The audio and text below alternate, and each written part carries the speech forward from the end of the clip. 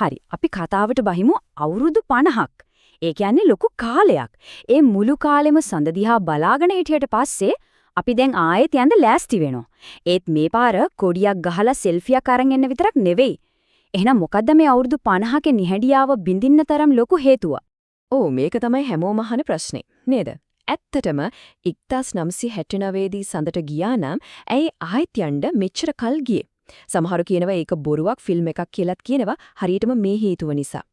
ඒත් ඇත්ත කතාව ඊට වඩා ගොඩක් ගැඹුරුයි. අපි බලමු මොකක්ද ඇත්තටම උනේ කියලා. හරි. මේක හරියට තේරුම් ගන්න අපි පොඩ්ඩක් ඉතිහාසයට යන්න ඕන. ඒ කියන්නේ මේ හැමදේම පටන් ගත්ත තැනක. ඇපොලෝ මෙහුම් කාලෙක ඇපොලෝ වැඩසටහන කියන්නේ ඇත්තටම විද්‍යාවට වඩා දේශපාලනය ගැන කතාවක්.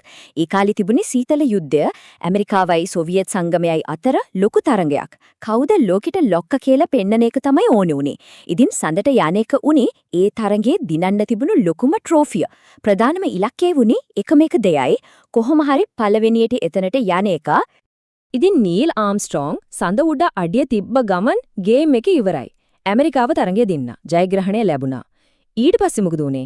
අර තරඟය දිනන්න තිබුණු ලුකුම හේතුව ඉවර වුණාම මේකට බිලියන ගණන් පම්ප් කරන්න තිබුණු දේශපාලන උනන්දුව ටිකෙන් ටික වාෂ්ප වෙලා ගියා.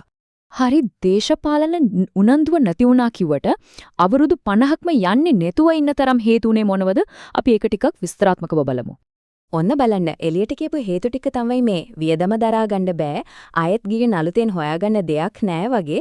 ඒ වගේම රටේ අවධානය වියට්නාම් යුද්ධේ වගේ වෙන පැතිවලට යොමු වුණා. සාමාන්‍ය මිනිස්සුත් හිතුවා හරි තරංගයේ දින්නනේ දෙන්න ඇති කියලා. ඒත් ඕක තමයි එළියට පේන කතාව. ඇත්තම ප්‍රශ්නේ තිබුණේ ඊට වඩා ගැඹුරේ. ඒ තමයි මේ දේශපාලන චක්‍රය. හිතන්නකෝ මෙහෙම. එක ජනාධිපති කෙනෙක් එනවා. ලොකු හීනයක් එක්ක අපි ආයෙත් සඳට යනවා කියලා වැඩ පටන් ගන්නවා. සල්ලි වෙන් කරනවා, ප්ලෑන් ගහනවා. අවුරුදු 4ක් යනකොට එනවා අලුත් ජනාධිපති කෙනෙක්. එයාගේ අදහස් වෙනස්. එයා කියනවා නෑ සඳට යන එක නෙමෙයි අපිට ඊට වඩා වැදගත් වැඩ තියෙනවා කියලා. අර පරණ ප්ලෑන් එක කුණු කූඩට. මේ විදිහට පරම්පරාවක කාලයක් යන ලොකු ප්‍රොජෙක්ට් එකක් කරන්න අවශ්‍ය ස්ථාවරභාවයක් දිගු කාලීන කැපවීමක් නැති වෙලා ගියා. හරි. ඕක තමයි අතීත කතාව. දැන් අපි යමු වර්තමානයට. මොකද දැන් තත්ත්වේ සෑහෙන වෙනස්. අර තිබුණු නිහඬියාව ඉවරයි. එහෙනම් එකපාරටම මොකද උනේ? ඇයි මේ අලුත් උනන්දුව? දැන් තියෙන්නේ අලුත්ම ගේම් එකක්. මේ තරඟය දැන් ඇමරිකාවයි රුසියාවයි අතර විතරක් නෙවෙයි. චීනය, ඉන්දියාව වගේ රටවල් දැන් මේ තරඟයේ ප්‍රධාන ක්‍රීඩකයෝ. ඒ වගේම මේ පාරේ යන්නේ පරණ හේතුවලට නෙවෙයි. අරමුණු සම්පූර්ණයෙන්ම අලුත්. මේ සංසන්දනය දිහා බැලුවම වෙනස හොඳටම පැහැදිලි. එදා ඇපොලෝ කාලේ ඒක හරියට ඔලිම්පික් රේස් එකක් වගේ. දේශපාලන බලය පෙන්වන්න කොඩියක් ගහලා අපි දින්නා කියන්න තමයි ගියේ. ඒත් අද මේ ආටමිස් යුගයේ තරඟය සම්පූර්ණයෙන්ම වෙනස්. මේක සම්පත් හොයන අලුත් තැන් අල්ලගන්න යන ගමනක්. ඉලක්කේ කොඩියක් ගහන එක නෙවෙයි ස්ථිර කඳවුරක්, බේස් එකක් හදන එක. ඒ වගේම ක්‍රීඩකයොත් වෙනස්. රටවල් විතරක් නෙවෙයි. දැන් SpaceX වගේ පෞද්ගලික සමාගම් පවා මේ තරඟයේ ඉන්නවා. හරි එහෙනම් මොනවාද මේ සඳේ තියෙන සම්පත්? එක ප්‍රධාන දෙයක් තමයි මේ හීලියම් 3 කියන්නේ.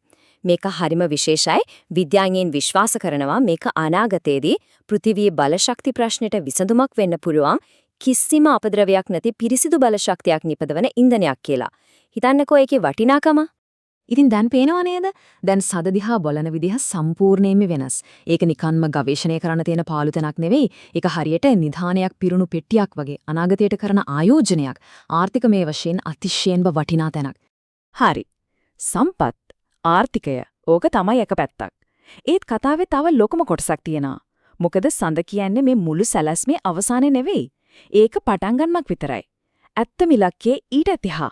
පොඩ්ඩක් හිතන්න මේ දරන හැම උත්සාහයක්ම මේ තරංගය මේ බිලියන ගණන් වියදම් කරන එක මේ හැම දෙයකම අවසාන ඉලක්කය සඳ නෙවෙයි නම් එහෙනම් ඒ මොකද්ද?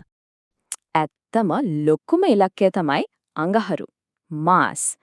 සඳ කියන්නේ එතනට යන්න තියෙන පුහුණු පිට්ටනිය. අඟහරු වගේ දුර භයානක ගමනක් යන්න කලින් අපේ තාක්ෂණයට එස් කරන්න මිනිස්සුන්ගේ පරිසරයට හුරු වෙන්න ක්‍රමෝපායන අත්හදා බලන්න තියෙන හොඳම තැන තමයි සඳ. ඒක හරියට ලොකු තරගයකට කලින් කරන ප්‍රැක්ටිස් මැච් එකක් වගේ. ඉතින් මේකෙන් අපිට තේරෙන වැදගත්ම දේ තමයි මේ දැන් අපේ අරමුණ සම්පූර්ණයෙන්ම වෙනස් වෙලා. පරණ ඇපලෝ මෙහියුම් වගේ ගිහින් බලලා ආපහු එන එක නෙවෙයි. මේ පාරේ යන්නේ නවතින්න. සඳ මත ස්ථිර මිනිස් වාසස්ථානයක් හදන්න. ඒක තමයි වෙනස. එහෙනම් අපි මේ ඇස් දෙකෙන් දැකගන්නේ ඉතිහාසයේ වෙනස් වෙන මොහොතක්ද? මනුෂ්‍ය වර්ගයා කියන අපි පෘථුවියට විතරක් සීමා වුණු ජීවි කොට්ටාශයක් වෙනුවට ග්‍රහලෝක කිහිපයක ජීවත් වෙන විශේෂයක් බවට පත්වෙන ගමනේ පළවෙනි වැදගත්ම අඩිය තියෙන හැටිද? මේ ප්‍රශ්න වලට උත්තර අපිට වැඩි ඈතක නැති අනාගතයේදීම ලැබෙයි.